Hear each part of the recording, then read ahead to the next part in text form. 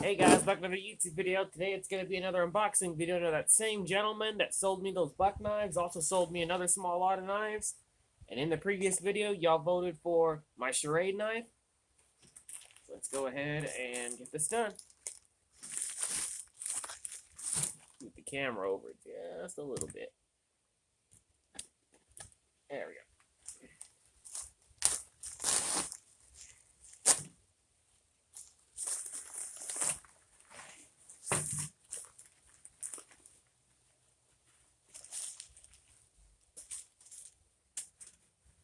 Wrapping. Okay. Nice.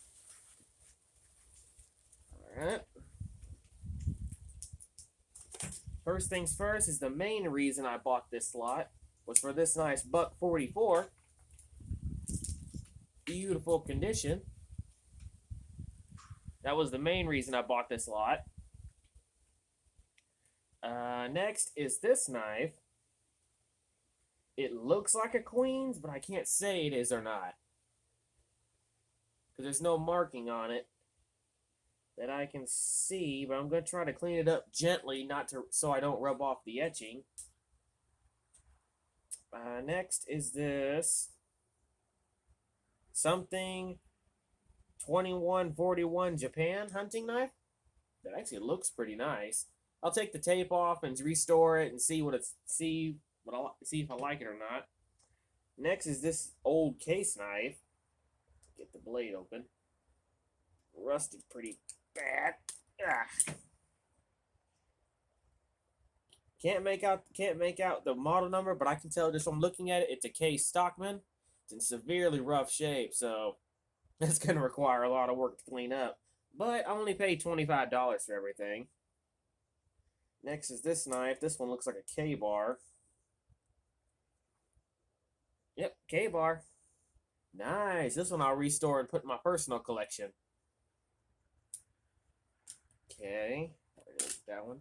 Next is this really beat up camp knife. Let's see if there's a brand on it or not. Ooh, old blades are in there, that's for sure. Yeah, those blades are in there. Okay.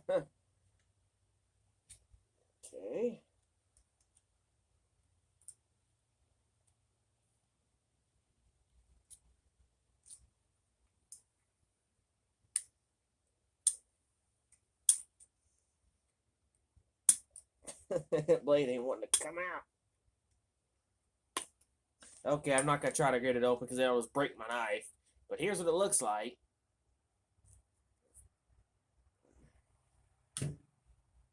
Next is this junk knife. It looks like just an old little pocket pen knife. Next is an Imperial fish knife. Nice. Don't have one of these in my collection. This one I'll definitely clean up and put in my collection. Next is this old Japanese switchblade. Definitely has seen better days.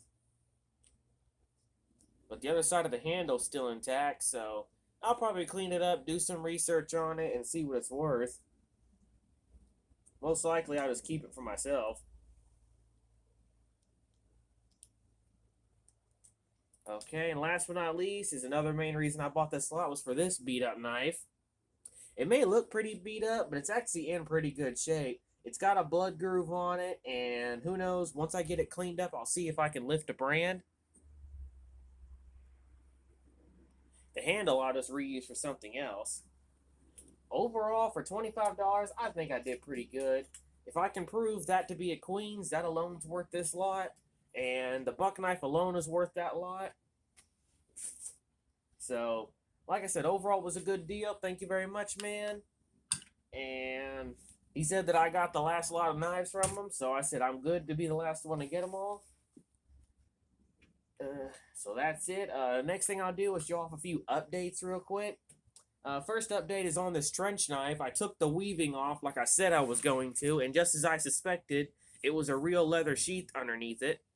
in really good shape for being as old as it is. Sadly, though, it did not leave any markings. And I cleaned up the blade a little bit. I took all the rust off of it, but I didn't want to take much of the age off of it. So it's not rusted, but it is still beat up pretty bad. But it's still going to look nice in my military collection. Sorry about the glare. Can't really fix that. Next, I also restored this old Japanese pilot's knife.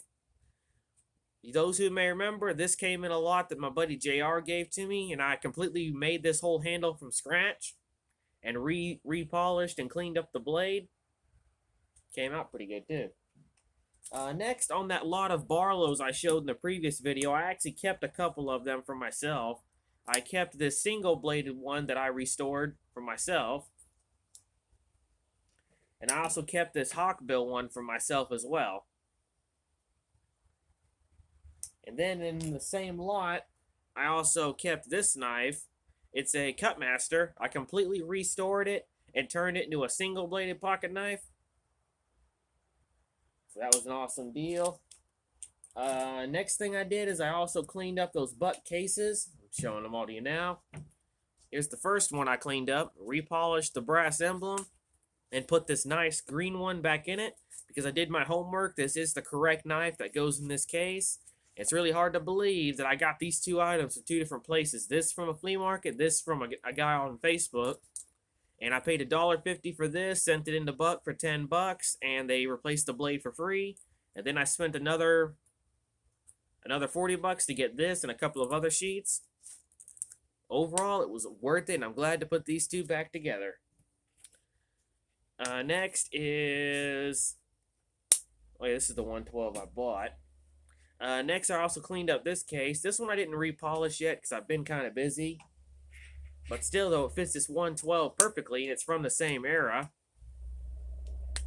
So that one's got a knife with it.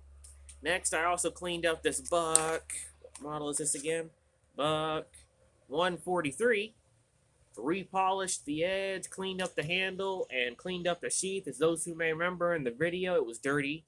Each one of these nylon sheets I gave a bath to just to get all the dirt and grime off of them. And last but not least, I also haven't worked on this one yet. I'm still working on repolishing it. Alright, that's all the updates so far. I guess the last thing I'll do is show off the next knives for the next unboxing. Here's number 1.